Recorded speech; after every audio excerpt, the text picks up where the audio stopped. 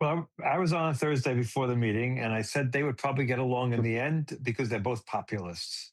And three things stood out. Number one, Trump likes to see other people who do well, in a sense. I mean, those people who do just like he does, politicians that succeed, and he sort of is impressed by this guy. Number two, the guy has charisma. Whatever we think about him, he has charisma, and he had charisma vis-a-vis Trump. And Trump gets impressed in these one-on-one meetings. We see often that his actions on one-on-one meetings have nothing to do with what he does on social media. He cares about New York, and right now he's on an attempt to sort of say, I'm in for affordability because he's in deep trouble right now politically. His numbers are very, very low, and it's mostly about the fact that he didn't succeed in lowering the prices, which was the main thing he ran on. Most people voted for Trump because he promised to lower prices on day one, and of course he's failed completely to do that. So he sort of got on the bandwagon of Mamdani talking about lowering prices. He ignored all the other things. His MAGA base is going crazy about it, or at least a good part of it. I mean, some of his people will follow him regardless. So if he changes his position, they'll change position. But a lot of his base is incensed by what's going on in terms of this. Look, you cannot predict Trump.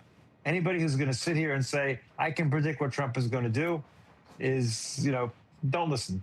Don't invite him back on your broadcast because we cannot anticipate what Trump is going to do in any given area. Perhaps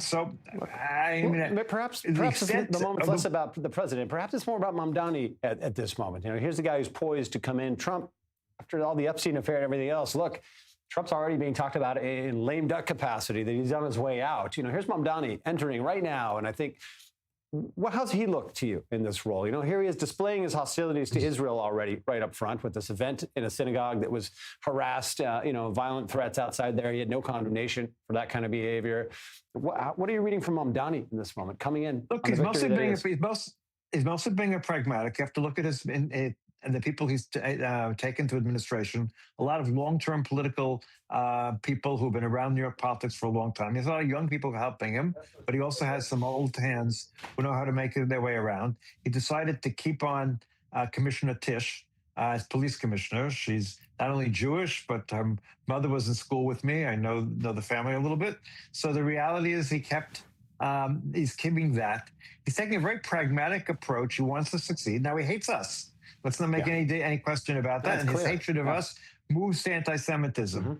And it's not going to decrease. I mean, it's deeply rooted, and we've seen that from other Muslim candidates in the United States, that sometimes it's irrational, but it's there, and we have to accept that's where it is right now.